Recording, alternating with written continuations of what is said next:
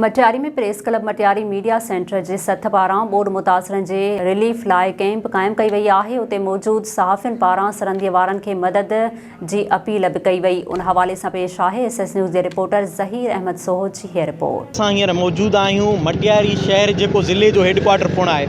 Matiari media centre जे पारां हिते मिसाल ॻाल्हि सहाफ़ियुनि पारां हिकिड़ो सुठो क़दम खयो वियो आहे त जेके बरसाति मुतासिरीन आहिनि ॻोठनि वारनि इलाइक़नि में या ओवरऑल जेके मुतासिर थिया आहिनि उन्हनि जे लाइ हिकिड़ी रिलीफ कैंप क़ाइमु कई वई आहे जेका 3 ॾींहंनि ते मुश्तमिल आहे।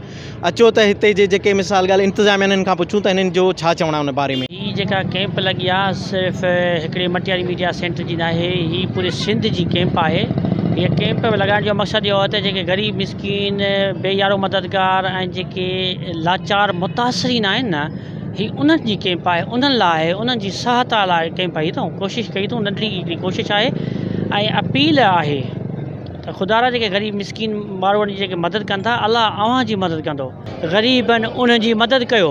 ही SS न्यूज़ खे ज़बरदस्त ऐं ख़िराज तहसीन पेश कनि जेको ही क़दम करे खयो अथई ऐं सिंधी माण्हुनि जे लाइ झर झंग में हिननि जा रिपोर्टर्स वञनि था, महिनत कनि था।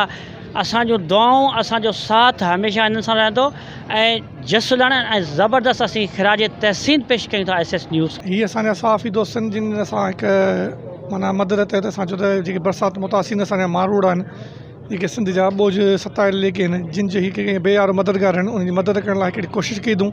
असां सहाफ़ी जेके आहिनि आवाम जो आवाज़ ईवान ताईं पहुचाईंदा आहियूं ऐं असां पंहिंजो फ़र्ज़ु निभायो आहे।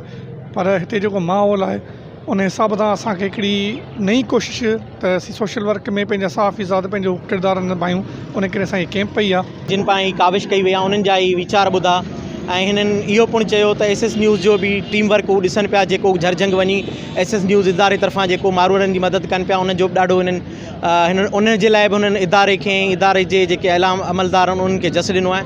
ॿियो बि हिननि चयो त असां इंशाअल्लाह हीउ जेको हींअर बरसाति मुतासिरीन जे हवाले सां ही कैंप लॻाई वई आहे, असां रुॻो रिक्वेस्ट कंदासीं ओवरऑल जेके बि हिते जा सरमाएदार आहिनि, कारोबारी माण्हू वधि खां वधि हिन कैंप में हिसो वठी पंहिंजो नालो शुमार कराइनि।